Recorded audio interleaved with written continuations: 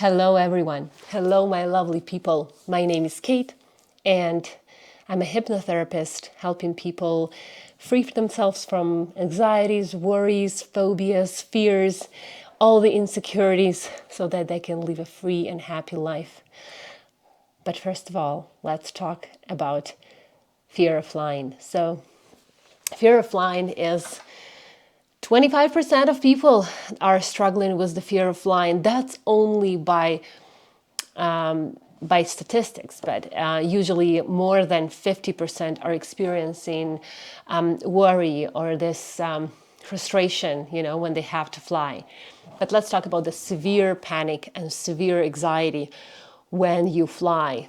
Of course, very rational fear, right? Because you're up in the air in a closed environment. So if you have claustrophobia, the fear of closed spaces, then you of course will have the fear of flying as well. Not in every case, but in many cases. However, fear of flying is not about the planes, and it's not about the airplanes, and it's not about the safety of the air transportation, right? It is about something deeper, something that is unknown to you, right? And however, all the answers are in your mind. So technically, every issue you have, every fear, every phobia you have, you will be able to resolve it by yourself with the help of someone who can guide you to find the answers. Why are you afraid of flying? So the biggest feeling that accompanies fear of flying is the frustration, right? Because you know very well that my dog is eating a bone. So if you hear those sounds, sorry. So the frustration, because consciously you know that it is the safest way of transportation. It's nice, it's convenient, it's very comfortable if it's not a long flight, of course. Even if it's a long flight, you know that it's going to get you somewhere really fast. So that's a huge advantage. So consciously you understand that you shouldn't be afraid of flying, because especially when you go and sit in the cabin, right? You're boarding the plane, right? You're sitting in your seat, and then you're looking at everyone, and everyone is like listening to the music, reading a book, enjoying their time, and you feel like, oh, something is wrong with me, because your subconscious mind is giving you all of the signals, alert signals, that this is the dangerous situation. This is a life-threatening situation. And I'll tell you why it does that, why your subconscious mind is doing that, and your logic is so frustrated with that feeling. And I'll also tell you why medication only helps temporary, right? And sometimes not even. So this is a big conflict, as I said, between your conscious and subconscious mind. And because everything you can control is your conscious mind, you're very frustrated that your subconscious mind is giving you all of these symptoms, real physical symptoms, right? So, and you know that your conscious is only 5%, your subconscious is 95% of your life. So if there is a battle between, your subconscious mind will almost always win. Always. That's why you are afraid. That's why you have phobias, right? Your subconscious mind doesn't know time. It replays every event and brings you back to the traumatic, dramatic event, shocking event from the past, like it's happening today. This is not only about phobias, this is also about PTSD, flashbacks, triggers, insecurity, self-confidence, and all of the fears, addictions, right? Your mind brings you back to the feeling that you experienced when you were a child, or growing up, right? Or in the past, that you formed a very strong belief about something. So what are the symptoms, how to identify you have a strong fear of flying? You avoid flights, sometimes very consciously, like you're trying to not travel, or even if you want to, right? Or sometimes you are even avoiding jobs, that involve traveling. You sometimes want a job that you have been dreaming about that job for so long, but then it involves traveling across the country or traveling to the nearest city by plane, and then you reject that job. You say no because you are afraid of flying. So a fear of flying can hold you back from things that that are so important in your life, you know, being fulfilled in your job or traveling, right, exploring the world, right? All of that is not available to you because of this one fear. Another symptom is alcohol consumption, of course, right? If you actually did get on a plane, you did board, and you are anxious, but you are not panicky, right? Not in this full panic mode. You might consume alcohol before the flight, maybe even a couple of days before the flight, and during the flight, and then you land in a new place, and then you go and drink again just to get all the stress, right? So alcohol consumption is huge and definitely not to your benefit. It helps. Yes, it helps. Alcohol always helps to release the feelings, to numb the feelings, to numb the fear. Of course, that's why it was invented, right? But to help, right, with the fears, with the pain, you know, but with the stress, but it definitely doesn't help you.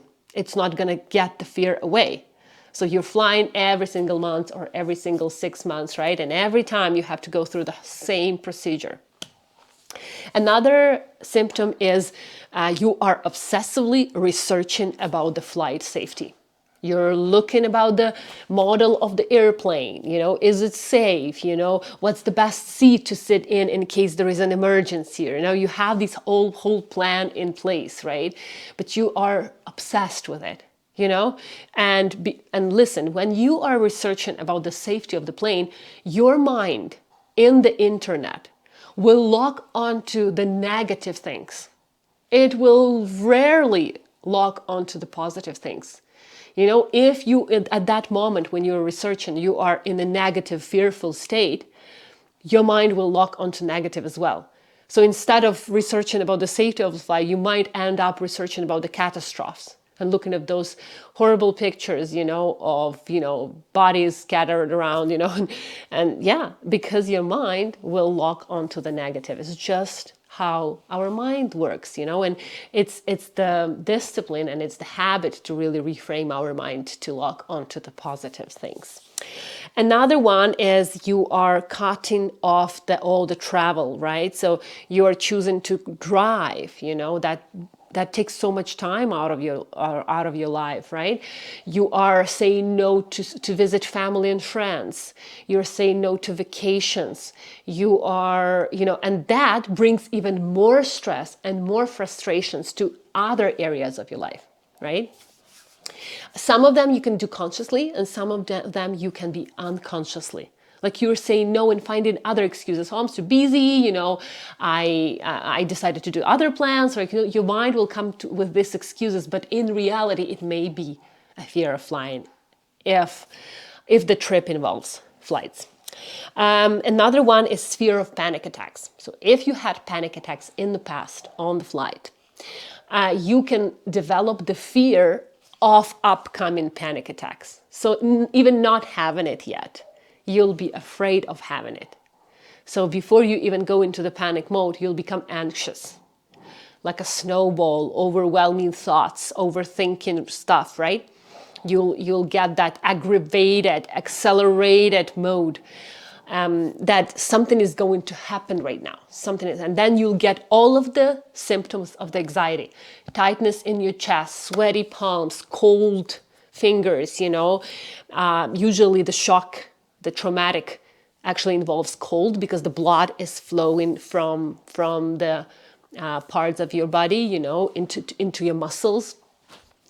And other things like heart racing, right? Even before the panic attack. So this is the symptom. Also listening when you are on the plane and you're actually flying, you might be listening to every sound on the plane. And that would happen to me. I had a pretty severe fear of flying for, I would say, 5-6 years. And I'll tell you what happened to me and what my root cause was. But what happened is I would be on a plane. I would be in a panic mode, not in a severe panic attack, but still okay. And I would listen to every sound. Every noise in the plane would freak me out. Turbulence, not even talking about that, because that would freak me out so much that I think I just stop breathing even, you know. What are the roots and the causes of the fear of flying, right? In my case, my fear, and that will be the first biggest reason for the fear of flying, is fear of dying, of course, right? Fear of dying. Fear of dying, I have a video about that. Please watch it. You know, what are the reasons and the roots of the fear of dying? One of them is not doing what you love, regretting about your past, feeling like you haven't lived yet. There is so much more to life. I don't want to miss out. So all of these roots and causes, right, are in that video, so watch it. But fear of dying is the big root cause of the fear of flying. Then in order to find out where is that fear of dying comes from, you need to go back and to find out where that belief that, you know, dying is horrible, dying is the end of everything. It is, logically, right? But subconsciously there is something more, and you can find out by yourself. Another big reason for the fear of flying is fear of losing control, right? This fear is in most cases come from childhood trauma. Even if that trauma wasn't big to your point of view, it still was a trauma. It was an isolated, dramatic, you know, unresolved event in your life when you were out of control. So you were hopeless, you were helpless, you didn't have a choice, you didn't have a voice, and you couldn't get out of that situation. That's out of control, right? So in order to be in control, you made the belief that I have to do everything to be in control.